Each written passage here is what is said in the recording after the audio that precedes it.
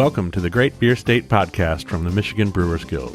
The Great Beer State is a weekly show sharing conversations and stories from the passionate people who contribute to our vibrant Michigan beer community. It is made up of a mix between full-length archived interviews from the Guild's first documentary book project, A Rising Tide, Stories from the Michigan Brewers Guild, and conversations recorded in the here and now. Each episode is kicked off with a conversational update from host Scott Graham, Executive Director of the Guild, and the beer-evangelist Fred Biltman, author of A Rising Tide. Here's Scott and Fred.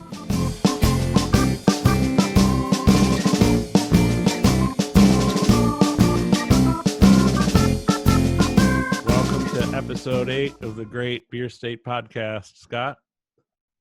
Thank you, Fred. Nice to see you. Likewise, I understand you are on the move. You have left your home.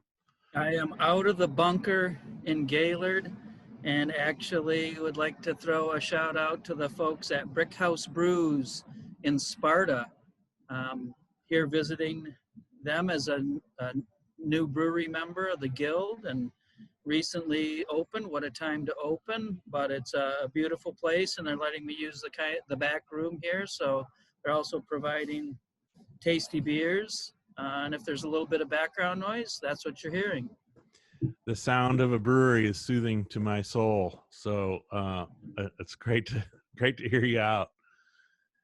So we are going to kick off the episode. Well, this episode is going to feature an interview from the here and now, as we like to say. I talked with Tina Schuett, co-owner and founder of Rare Bird Brewpub up in Traverse City. So that's going to be what we lead up to. It's a really, I think, refreshing and fun interview with a great brewery member and entrepreneur. So we've got that to look forward to. And but as usual, we start out with updates for both breweries and members and the Michigan beer-loving public. What's new? Well, I think the newest news is we announced this week that just yesterday, actually, that the official cancellation of the UP Fall Beer Festival at the lovely Matson Lower Harbor Park in Marquette. So what a disappointment. I think we were, prior to making the announcement, we were getting more queries about that than we did for the Summer Beer Festival. Wow. And we've had quite a few messages of disappointment from our brewery members. A lot of them really, I think, look forward to kind of the summer wrapping up or starting to wrap up and going to Marquette and making a little working vacation out of that. So lots of disappointment, but nobody can really be surprised, I don't think.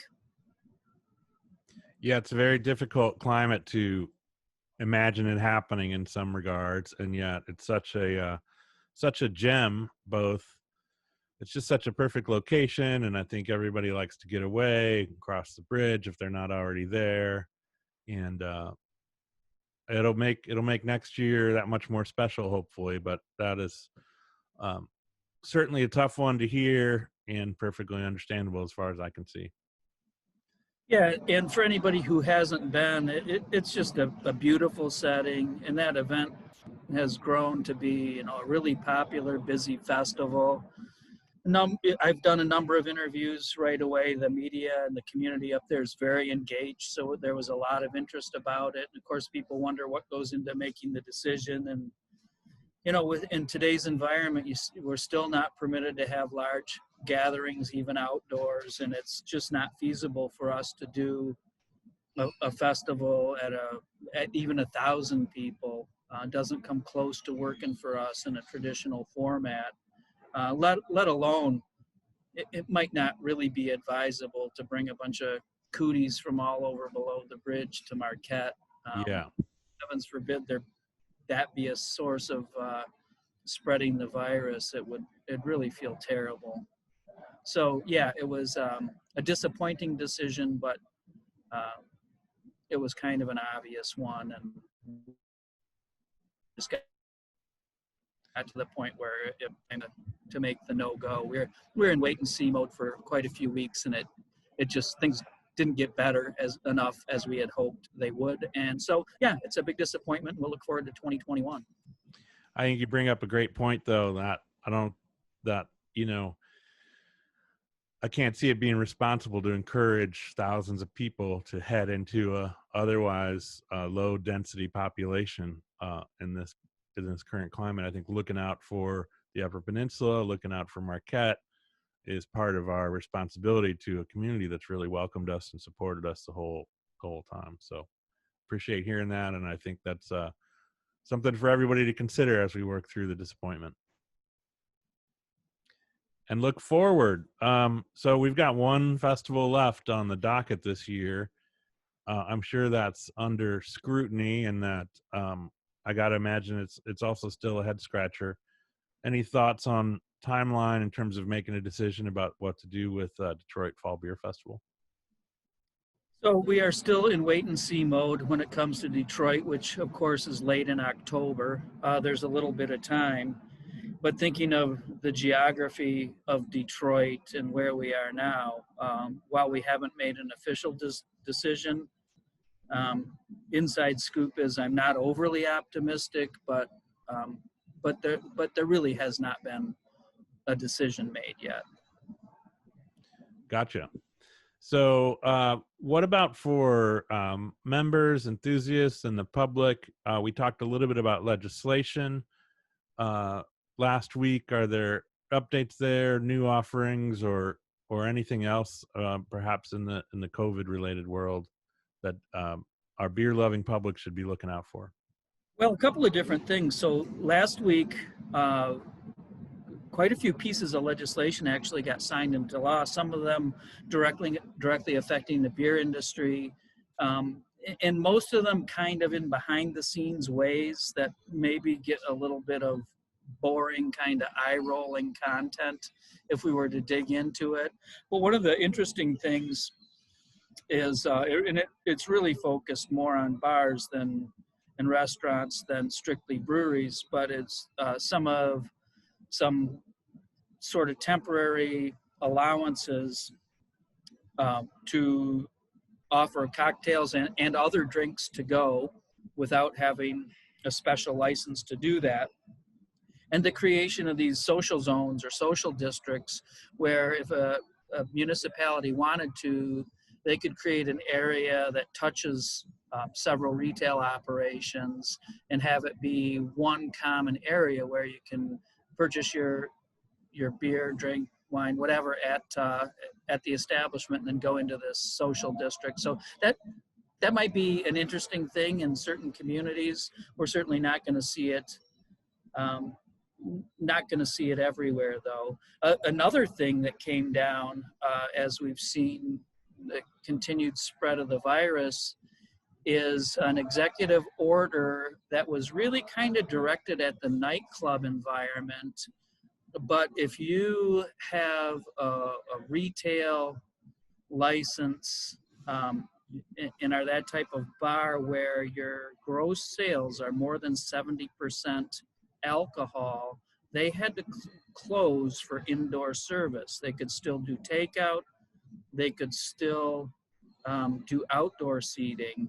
And that caused quite a bit of concern in our community. We are quick to point out to our members that while a brew pub is a little different animal and it does have to have a retail license, a brewery or microbrewery has a manufacturer's license, which is not a retail license, and they operate their tasting room in conjunction with that. So this order does not apply to a microbrewery or brew pub or microbrewery or brewery license. And brewers have to sell 25% of their sales in food annually to keep their brew pub license anyway. So while there is a sliver of our members that it could impact, for the most part, it was not direct. It certainly wasn't intended to be directed at the breweries. It was really looking at a nightclub setting where you have a lot of people congregating in an enclosed area. And so that's newsworthy. I think we're all a little nervous that things will get more restrictive, and none of us want to see that. And I think it underscores the importance of everybody following the social distancing rules, the mask wearing rules. I think everybody gets that they can be tiresome, but we certainly don't want to get into a situation where we have to have broader shutdowns or have that put on us. Yeah, and to summarize those a little bit, the public may not always know the difference between a microbrewery who has a tasting room. It's acting as a manufacturer, but they're selling all their own beer, and a brew pub, which they can look very similar, but have a little different regulatory DNA.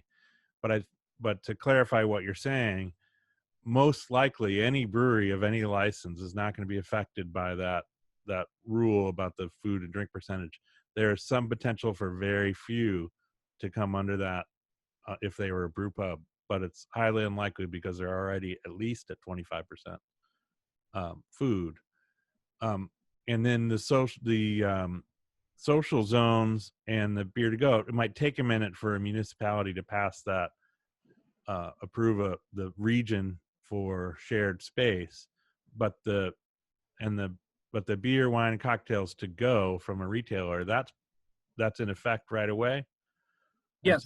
So that could affect getting Michigan made beer from an on-premise restaurant that you couldn't previously. So that while you could always get beer to go from breweries, you can get it more places based on this legislation. That's right. And they can sell everything they have now for a takeout basis. And they can deliver too. They can deliver. Yeah. Which in some settings will be interesting.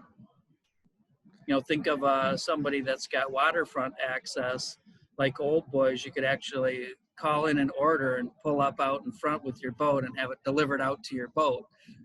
Which, that'd be cool. Let's swing in and get delivery of a couple growlers of beer and a growler of margaritas. Yeah. Right?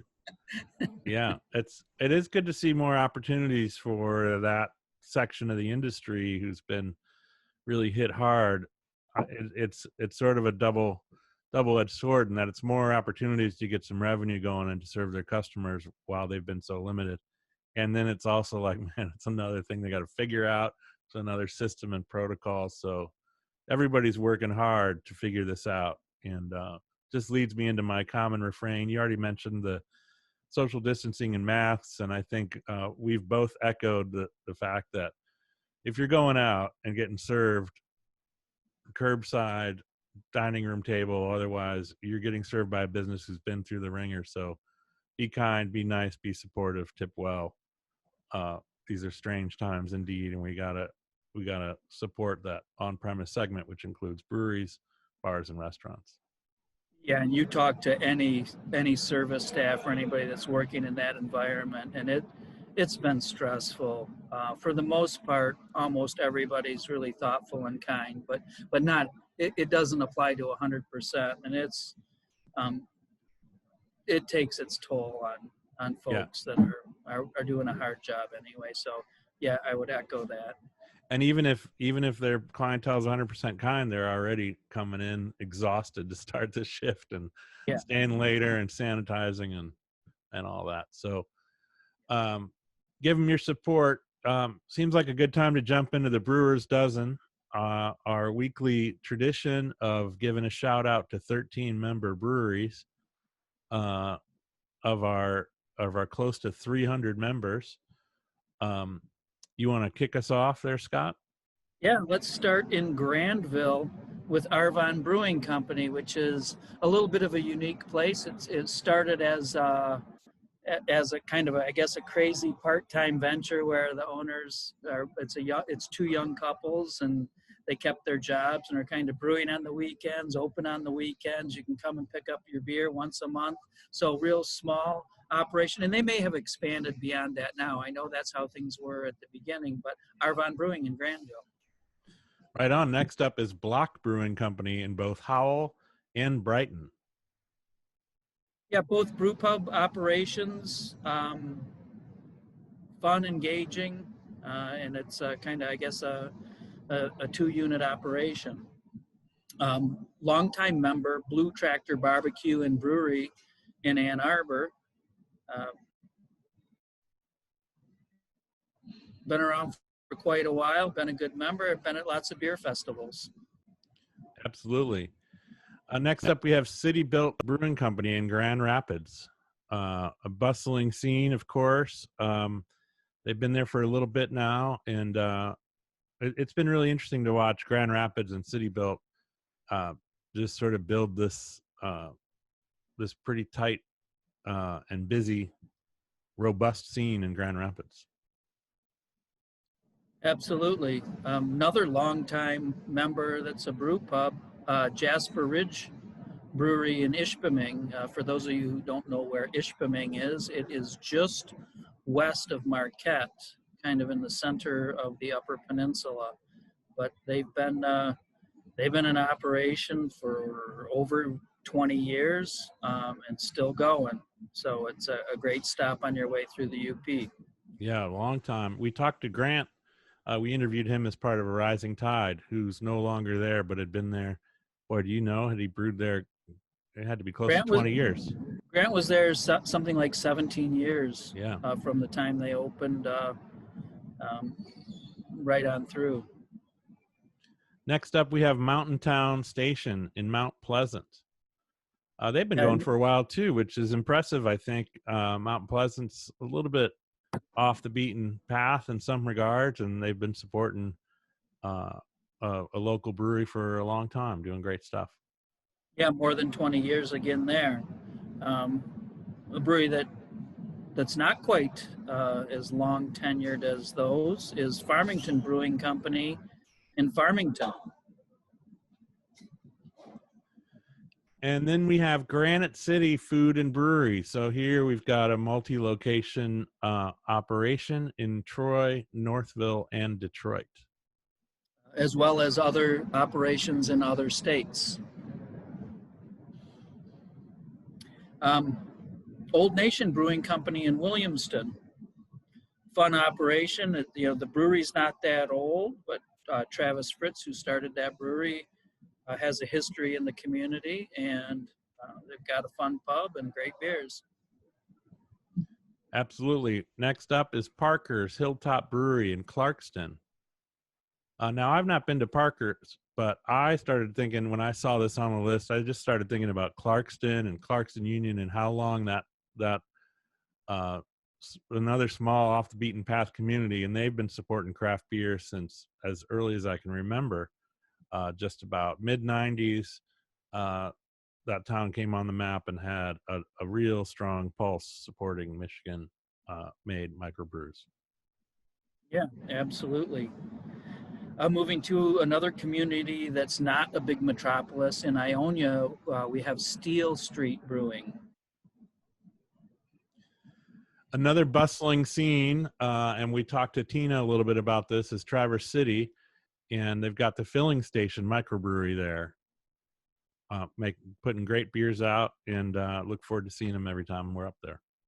Absolutely, and we'll wrap things up with Tri-City Brewing in Bay City. Again, they're a longtime member of the Brewers Guild, and this is a passion project for a group of guys who have maintained their careers and have worked, I think, tirelessly to keep Tri-City going, and it's great to have them still doing well. So we wish all of them, as well as everybody else, all the other breweries in the state, all the best, of course.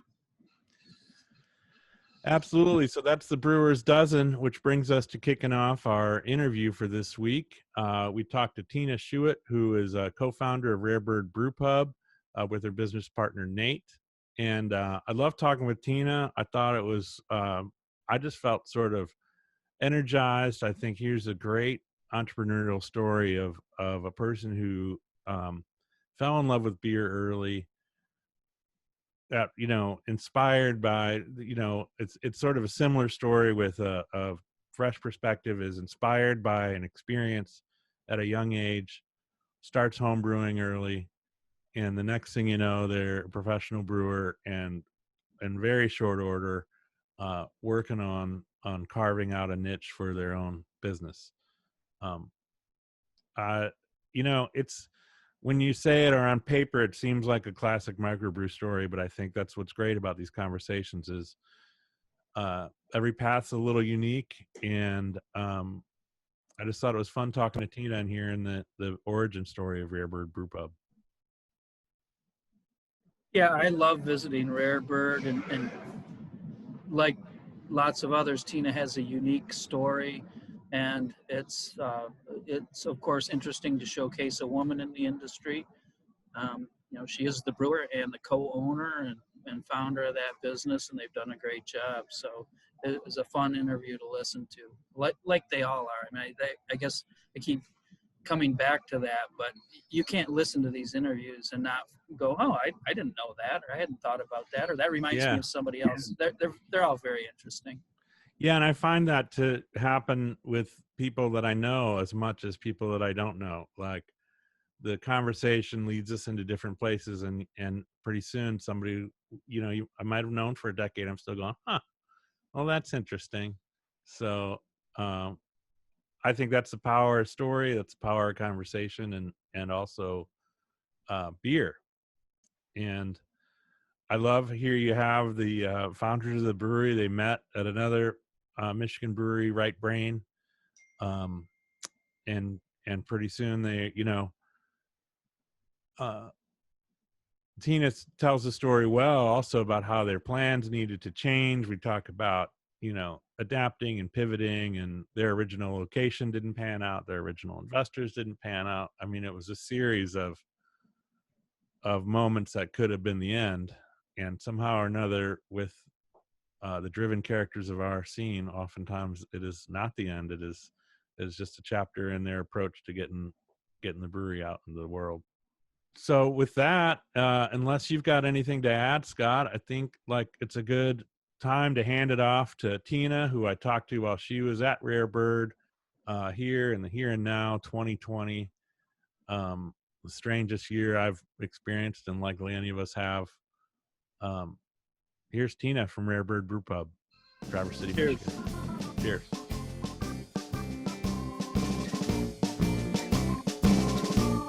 Well, welcome, Tina, to the Great Beer State podcast. How you holding up there? We're doing pretty good. We're definitely hanging in there. Yeah, if entrepreneurship and brewing and retail weren't enough, we've now entered into a whole new world of a whole new level of chaos. We do. We get to be police and enforcer. Yeah, everything. It's fun. So I would love to start, despite all the interesting things we have to talk about in present day, I'd love to start and hear your kind of thumbnail sketch about how you got into beer and brewing, and then kind of walking up to how Rare Bird came to be. Yeah. Well, I like to say it started with me growing up in Wisconsin. Yeah. Kind of outside Milwaukee. So beer was just always around, it's a part of our culture there. And then my interest in good beer, craft beer really started when I moved to Germany when I was 16. I did a year abroad there.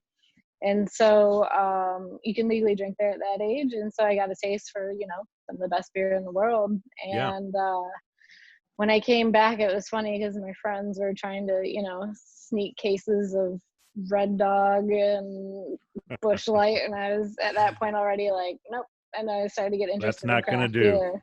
No, thank you. So from there it just grew. I learned in Wisconsin that I could legally brew at 18. I just couldn't consume it. So I started home brewing, I think when I was 19 in college.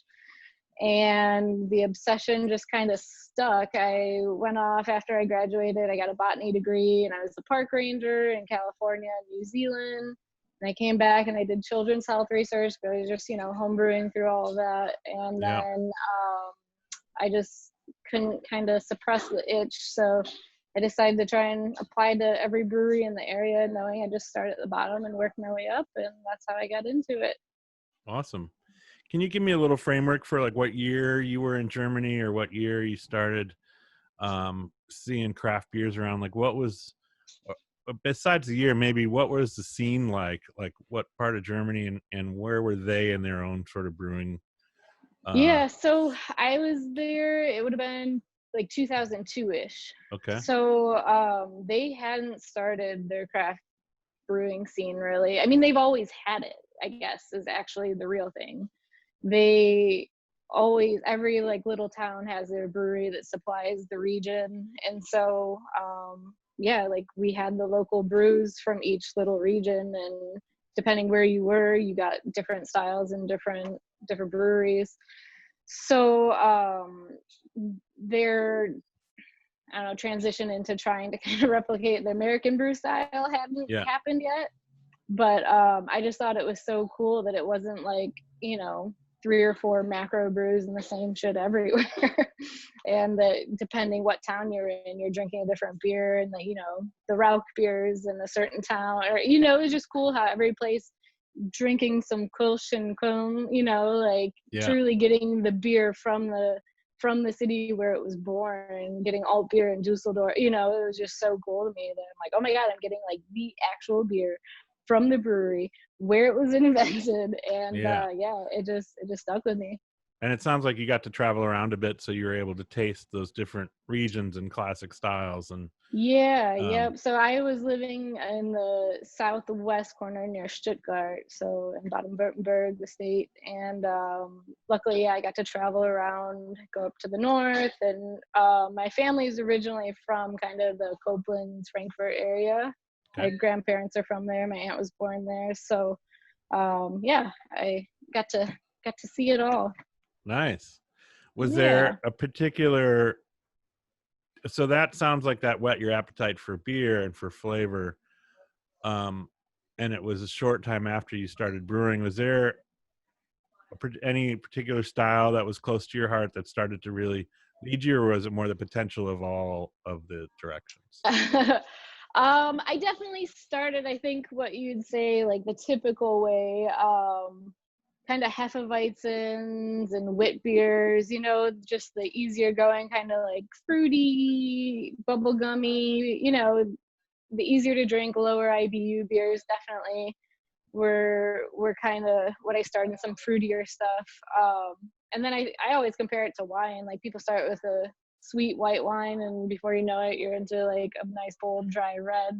Mm-hmm. So just with time I got into IPAs and more complex styles. But it was definitely I remember coming home and trying like delirium tremens, and I'm from Wisconsin, so Spotted Cow was my favorite for a while. So just those easy drinking, low IBU beers were kind of the beginning for me. But now I can't really drink those so much. And so brewing at 18, I guess, you're saying you're legal, and you're also kind of legal from a family familiar point of view. I'm 18, I can do what I want. What was it for the people around you though at that time? Was there surprise? Was there like, of course Tina's brewing? Like, what was sort of the context of you starting that renegade solo brewing?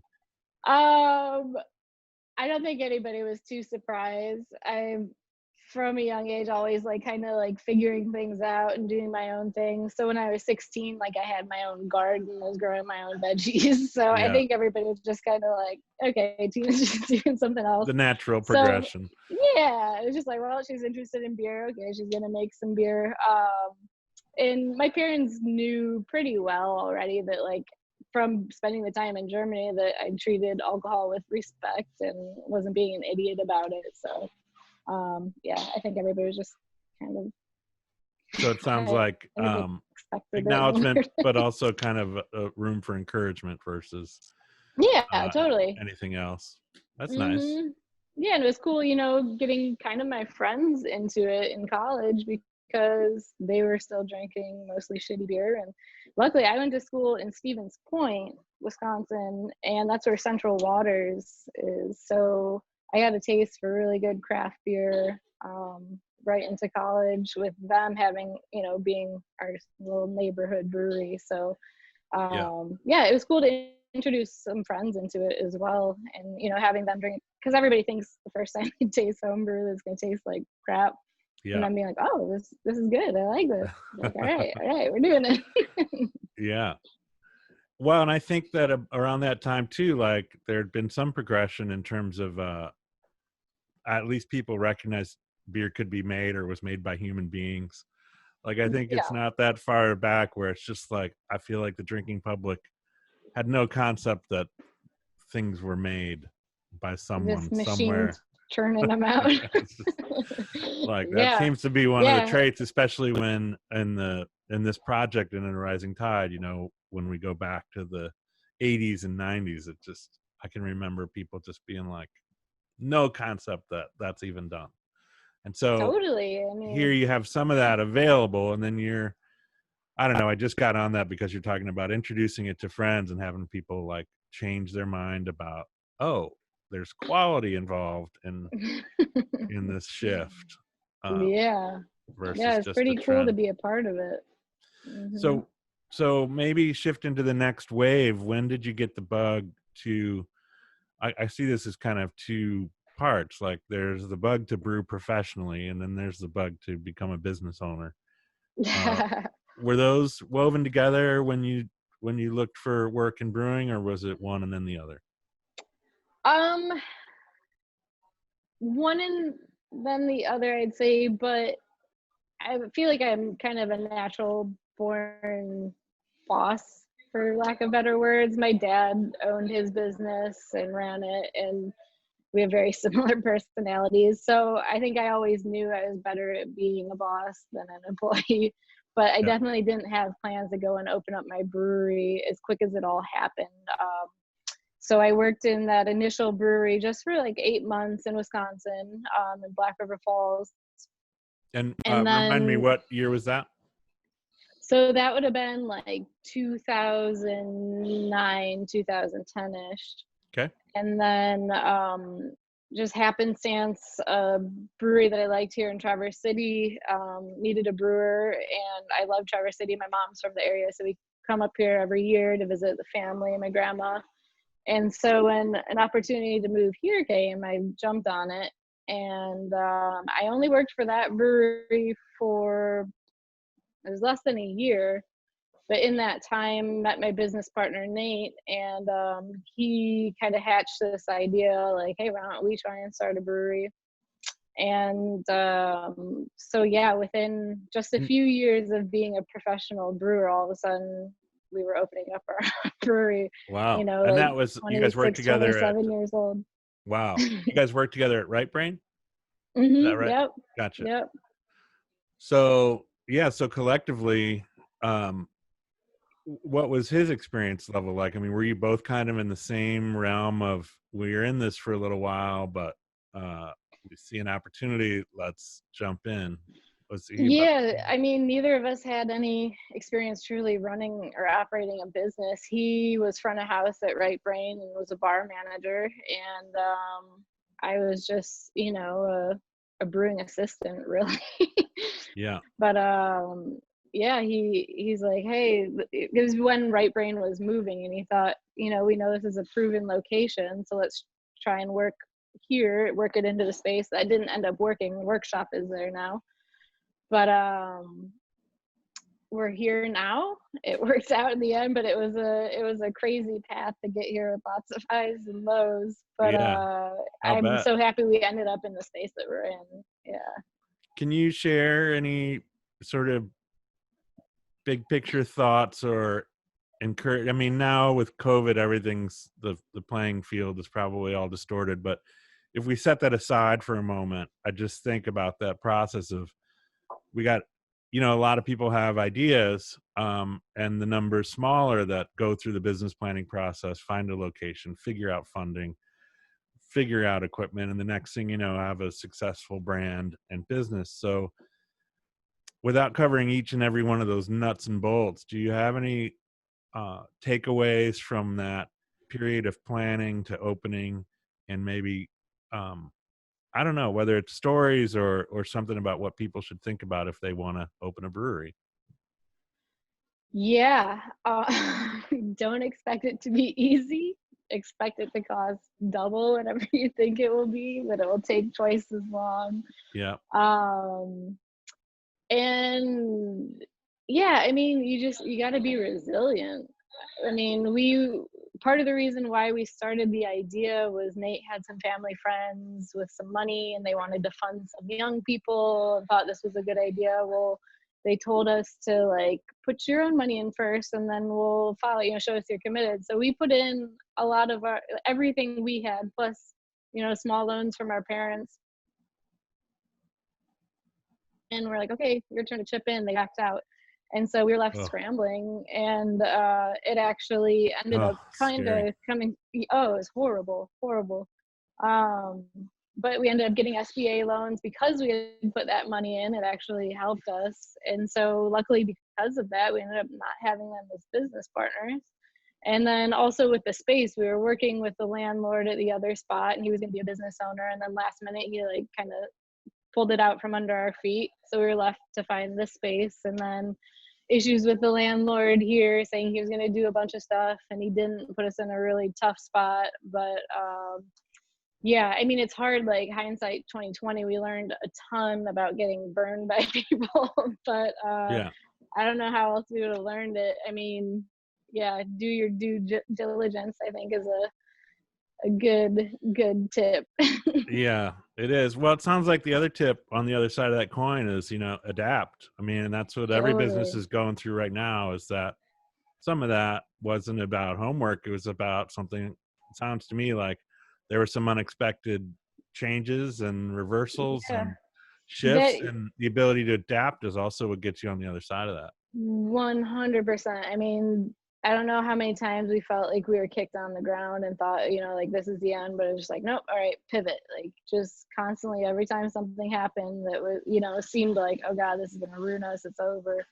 We just would like come up with a new plan and pivot. And it's exactly what we had to do with COVID. So luckily, I feel like we were already like, we're in that mindset. We've always had to do it. And a good business owner will have to do that. Yeah. And so, yeah, we did our signature move and we pivot. And it sounds like a lot of that natural aptitude you're talking about is present. And I wonder, if that's part of the necessary or typical shift between brewer and entrepreneur, is that, none of that has to do with making beer, literally. Like Yeah, all the literally. pursuit of learning how to make beer or learning how to run front of house or learning how to open a restaurant, all those things are different than what you're using in that. What was it? How long of a time was it? I mean, in planning, where like now you're dealing with, business agreements and financing and building renovation, and Yeah, those are all different skills. I think that's always a totally. fascinating thing to remember about small businesses. You're going to be stretched Yeah, into other areas. totally. Yeah, I mean, I came into the deal as, okay, I'm the brewer, you're front of house manager. And it completely had to change to like, okay, look at us now. We were general contractors for this. We ended up building it because we didn't have money to pay somebody to do it. So Yeah. yeah, you become everything. So tell me about opening, and it seems like big questions with a short amount of time, but tell me about getting open and maybe how things have progressed from there. Yeah, so I think I know our construction phase from when we started, demo and building into the time we opened was 9 months. So I like to say we gave birth to Rare Bird. But really it was, I'd say 2 years with, from the kind of conception Uh-huh. and planning, getting the financing, blueprint, all of that. It took about 2 years, but yeah, it feels like a lifetime ago. We've been open for 6 years now. Yeah. Well, it had to be exciting to start installing and start brewing. Like Oh God, yeah. that had to be another big pivot of like, tell me a little bit about how you set yourself up in terms of, from a brewing point of view, how did you design the system and what were you hoping to make, or, what was Mm-hmm. your beer and brewing concept for the space? Yeah, so luckily I had the experience of working in 2 other brew houses, so I knew some of the things that I wanted and definitely wanted to avoid. And so we were a little bit different because we're a brew pub and have the Class C license. We decided to have other people's beer as well. So we started with that, like we're going to offer 35 taps, however many I can have of my own, cool, but then the rest are beers from around Michigan, the world. And then also the wine, cider, liquor, all that. So from the beginning, it was, realizing like, okay, it's not just me, it's everything. And then I figured just figuring out our barrelage, so we started with all 7-barrel tanks, but I had a 3.5-barrel brew system, save money. And so I was brewing all doubles for the first, was it 3 or 4 years, until I could afford to get a proper 7-barrel system. Yeah. And yeah, I knew I'm a fan of kind of just American style ales.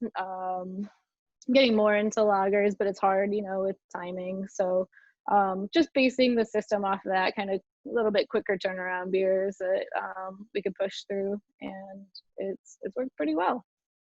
That's great.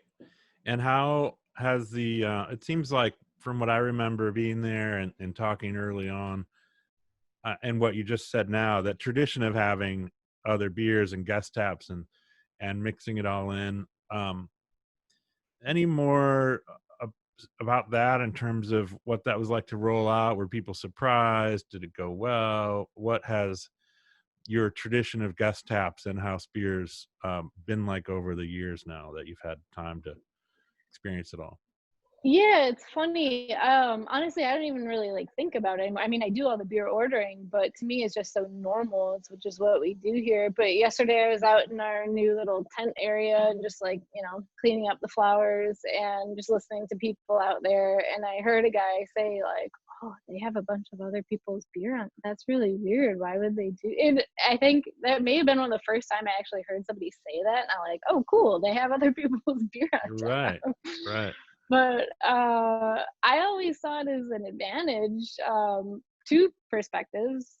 I mean, we have way more variety, there, like, if you can't find something that you want here, you have issues. But also from the brewing standpoint, I have to be at the top of my game. I can't put out crappy beer and then have like the best beers in the world around right next to it and expect people are going to drink it and like it. So I feel like it's always kind of held me to a higher standard, which I think is good, Really good. I was just thinking it sort of puts the old phrase, "I'll put my beer up next to anybody," like to the literal test. It's like, well, Literally, yeah, here we're doing it totally. for real. So And that makes it's sense to funny. me. I mean, I have done that. Like people come in and say, okay, do you have a two-hearted? And there, we do have it sometimes, but not always. And so I've done it side by side, blind taste tests with people. I'm just like, hey, if you like the two-hearted more, I'll buy that for you. But like, what do you think? Oh yeah, I like that one. I was like, cool, that's my beer. So why don't you order that?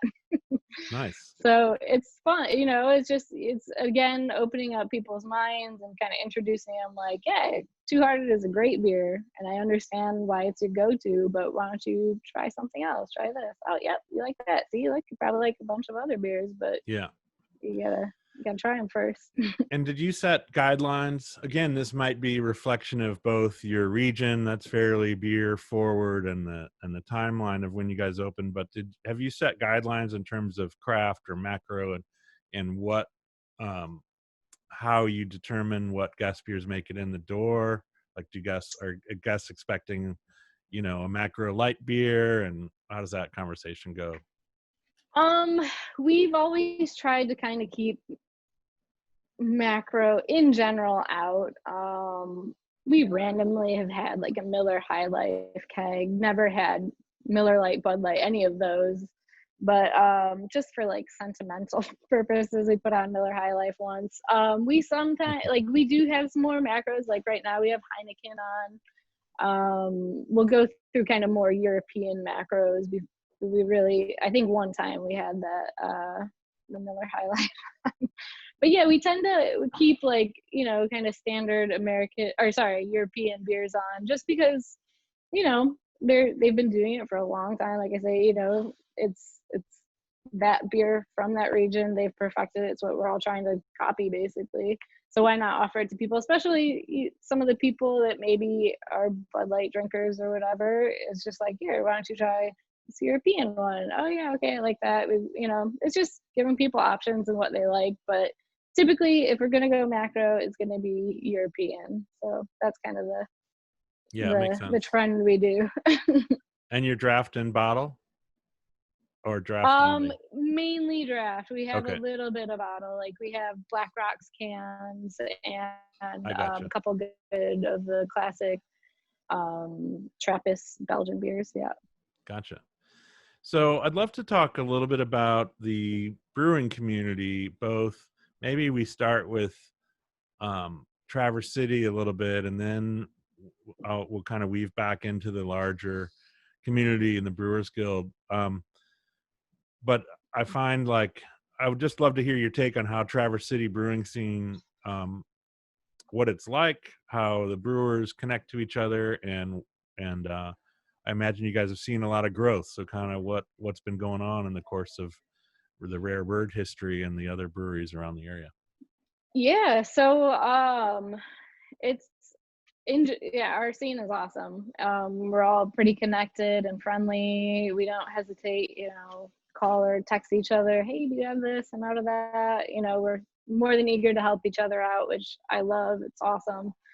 And it's like you're saying, it's grown a lot.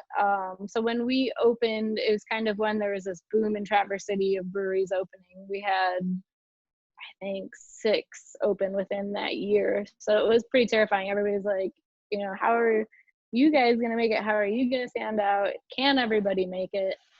And for the most part, everybody has, and we're all doing well. A couple fell off, but I don't know, I don't think it's because the market couldn't sustain them.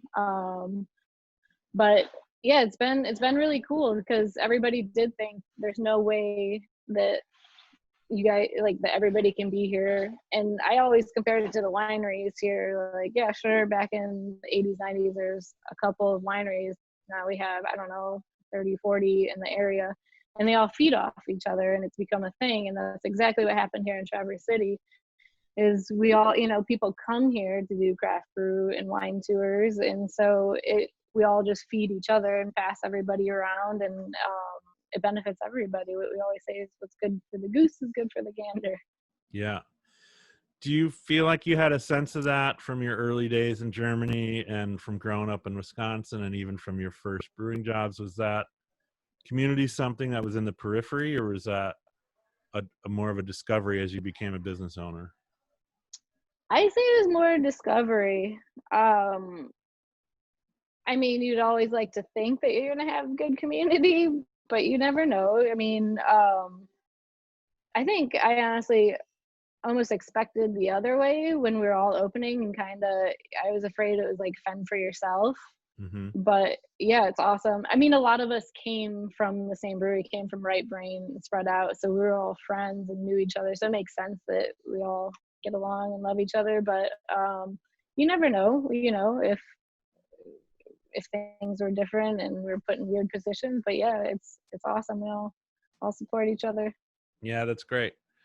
And how does that relate to your intersection with the rest of the state and maybe the Michigan Brewers Guild? Like, do you remember your first interaction or intersection with the guild? And I don't know, I guess just thoughts and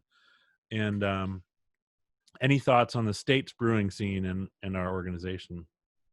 Yeah, so when I was getting into professional brewing, Michigan was definitely ahead of Wisconsin. And so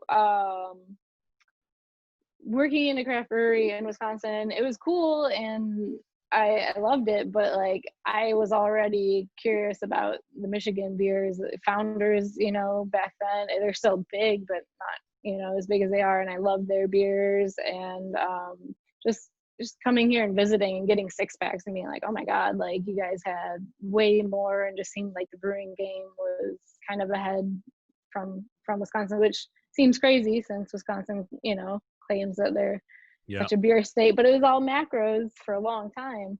So yeah, I was really excited to get into the Michigan scene, and just the diversity and the quality that was being brewed here at that time. Yeah, I think Michigan has a fantastic scene. I'm really, really happy to be a part of it.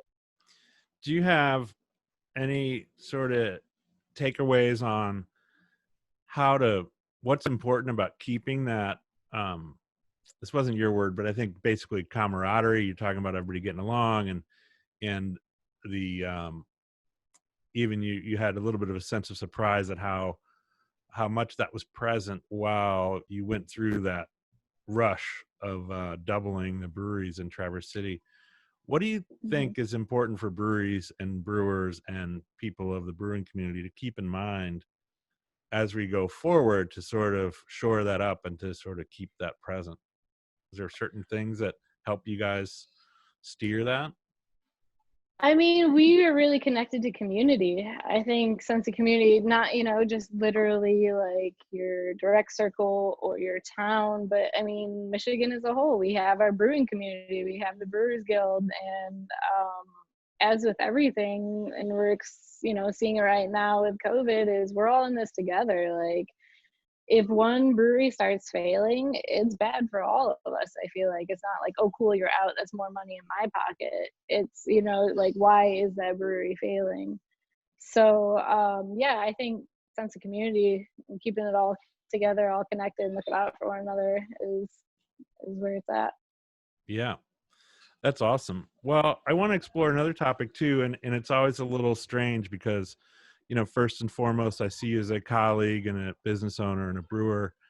But I think it also bears talking about that there are less women brewers by the numbers nationally in this state.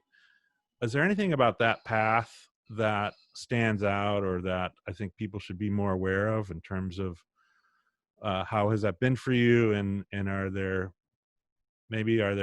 things that as an industry or as a community we should be aware of and working on changing and making more opportunities available?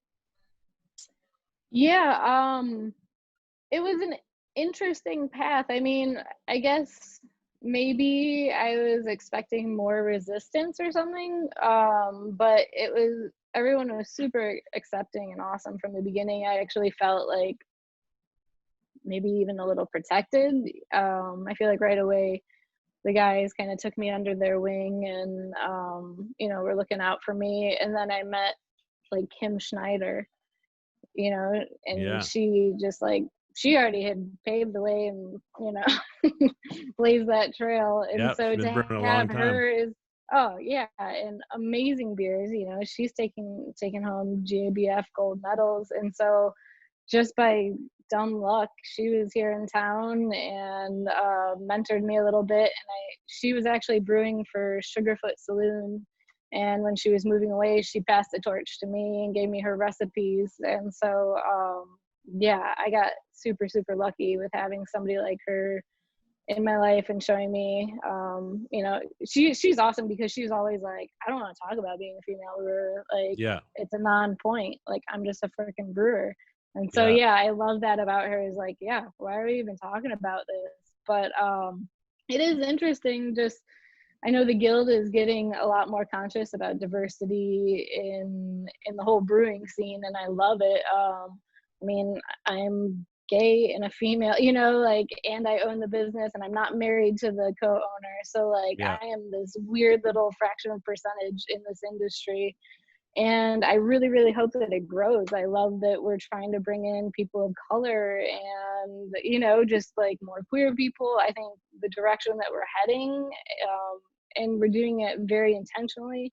Not, I think it's important. I think we need to talk about these things. Why is the beer world just, for the past how many decades just been geared towards, middle-aged white men?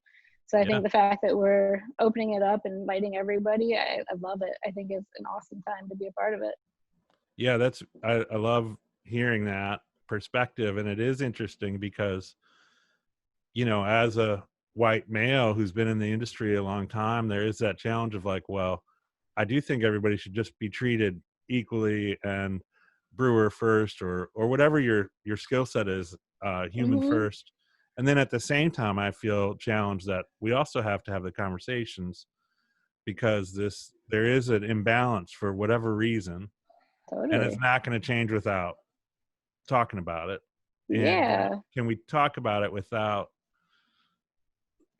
coming from this place of like, oh, how cute or whatever, like Yeah, totally. without I think a lot of being, it was just intimidation, like yeah, it was a boys club and everything was pointing in that direction. Our ads, our marketing, and it was kept separate. And so I think now that we're like, hey, just like inviting people, like everybody, I think it's just cool. And it's not yeah, too like, hey, you come here. It's more like, yeah, hey, we're nice people. We're open, we're friendly. Hey, you probably like this. We've got a bunch of different beers. Come try it. I hear what Yeah. you're saying, and it's almost really been outside of some of our imbalances. It's been the craft message has been inclusiveness. And I think Mm-hmm. that maybe that's what we were telling the beer world about beers. It's like, hey, there's room for more. Totally. There's room for wider influence.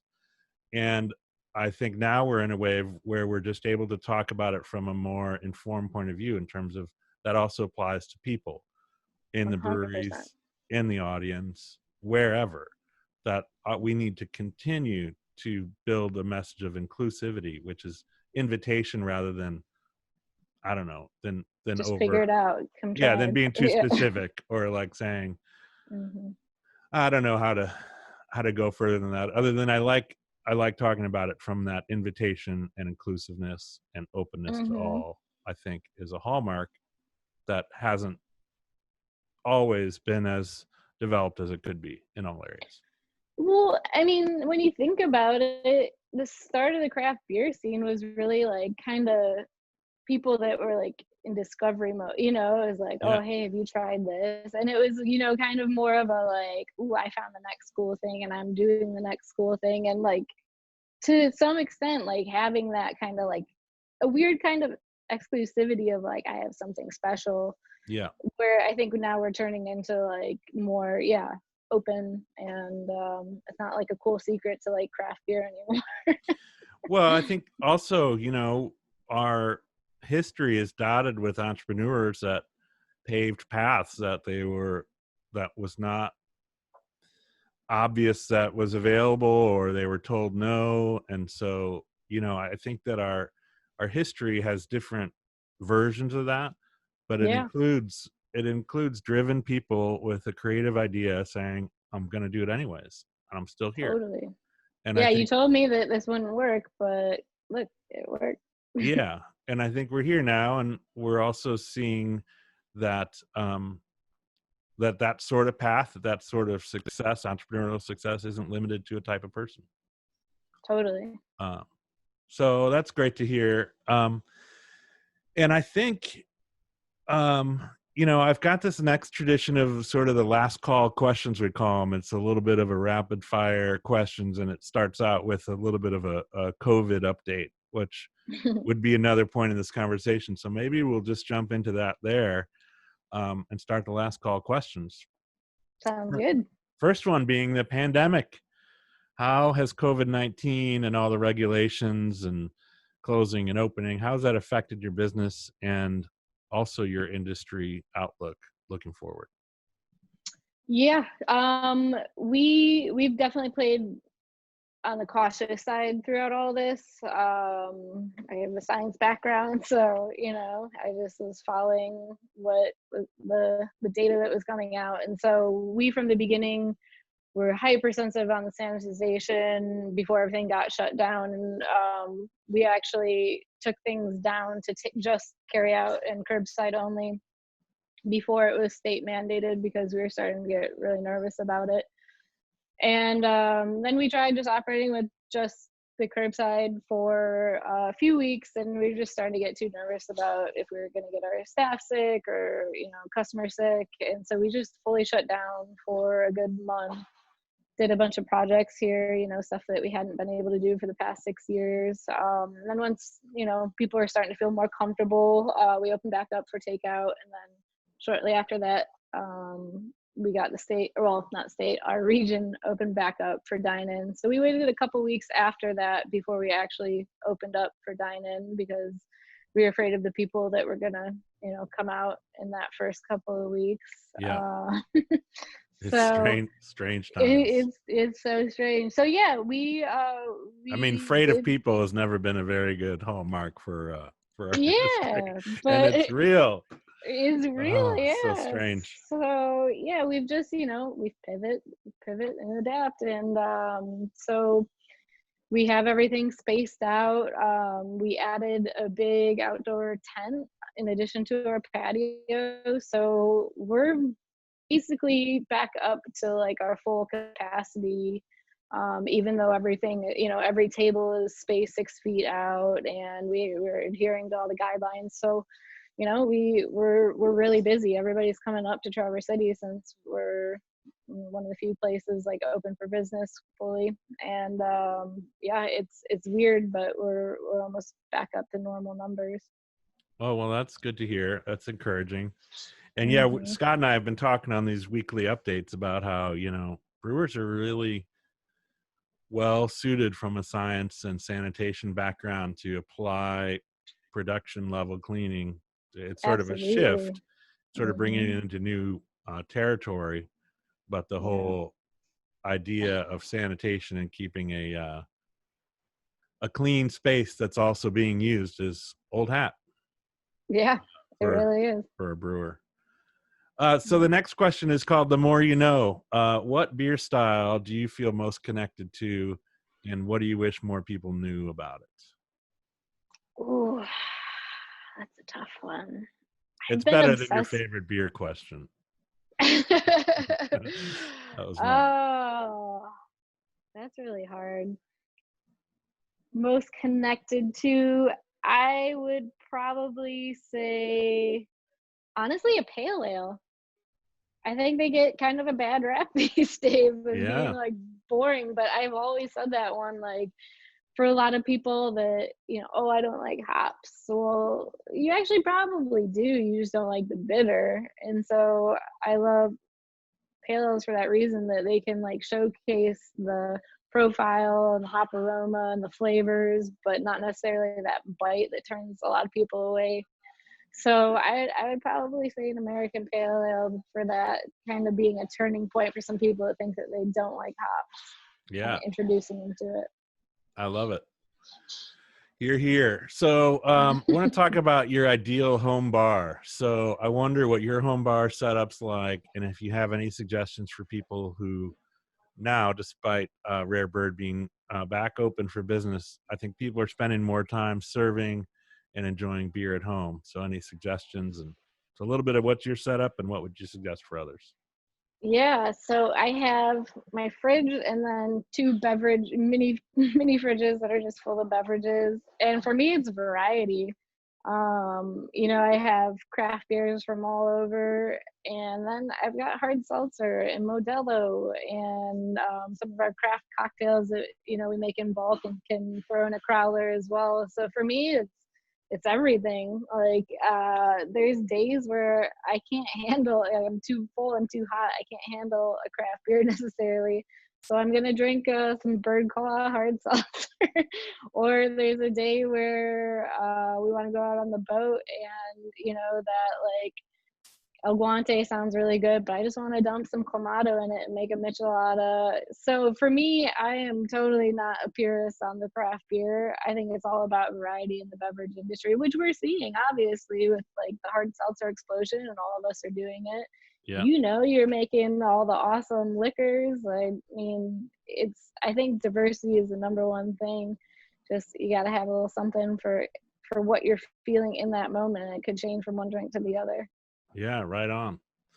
So love and hate is the next question. What current trends do you love? What do you hate? And how have any of them been reflected or not in your brewery? I'd start with love. I love like the fruited IPAs and sour IPAs. I just think it's really fun to play with that and find those balances between the hops and the fruit, or the sour, the funk from the sour.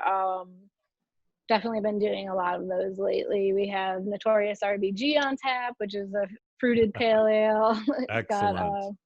pineapple and guava. and just released one that we have, Pog, for pineapple orange guava, classic Hawaiian drink, an IPA. And I just can't stay away from them in summer. I'm like, give me all the tropical fruit, let me play with it and throw it into things. So yeah, I'm definitely a little obsessed with that right now. As for hate, this isn't really trending now, but it's always just bothered me. Like a white stout. I'm just like, it's not a stout. It's a blonde ale with coffee. Yeah. So just, I've always been one where I look at the guidelines for a style and I stick with it. And if it's not in there, I'll make a note that, okay, this is a whatever blonde because of it not fitting in with our guidelines. And I think if more people did that, we, like in the wine industry, like what it is what it is, and you have to say that. And I really appreciate that because it lets the consumer have consistency in that. Yeah. So yeah, it just bothers me when people say it's like one style and it's clearly not, but they just do it for that catchphrase or that catchword. And yeah, I'm with you. I feel like that. Crazy. I feel like that style is an obligation to create expectation. Yeah. And help define our language, not just to like sell it. Yeah, like and it's got some a responsibility. Yeah, it really does. And so that's just that in general, I'd say is my pet peeve. Right on. All right, next one is your first drink. Do you remember it? What was it? When was it? First drink ever.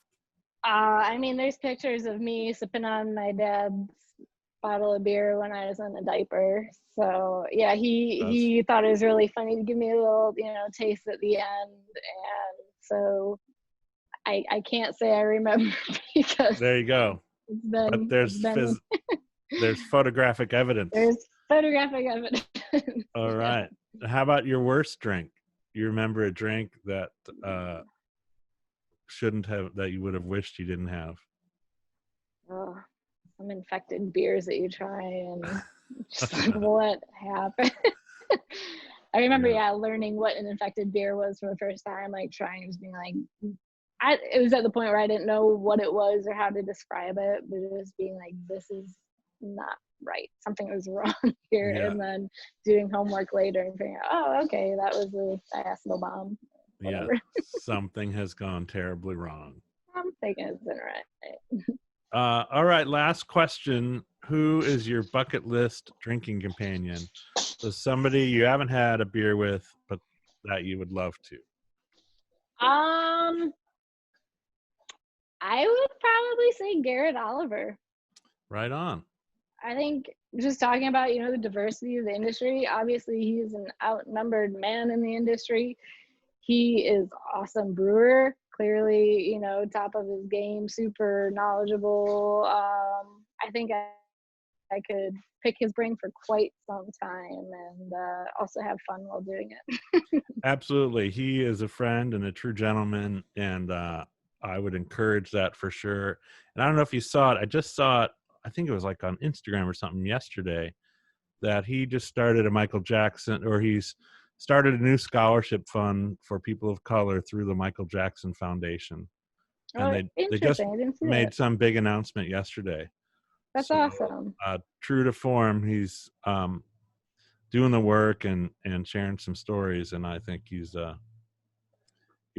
excellent drinking companion. So yes, hopefully that'll happen. Maybe one day we'll all sit down and have the beer together. Sometime soon. That would be terrific. Well, I really appreciate you taking the time with me today and sharing your story.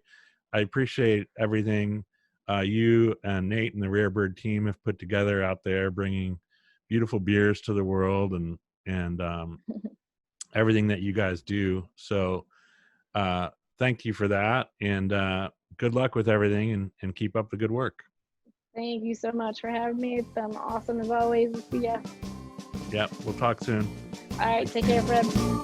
Thanks for listening and sharing while supporting Michigan breweries and craft beer everywhere. The Michigan Brewers Guild was formed in 1997 with its first summer beer festival taking place in July of 1998.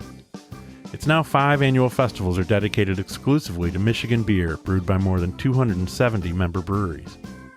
The Michigan Brewers Guild exists to promote and protect the passionate Michigan beer industry in every way possible. To learn more, visit us at mibeer.com or say hello on one of our social media pages, as we love hearing from you. From coast to coast, from far and near, let's drink Michigan beer. Let's drink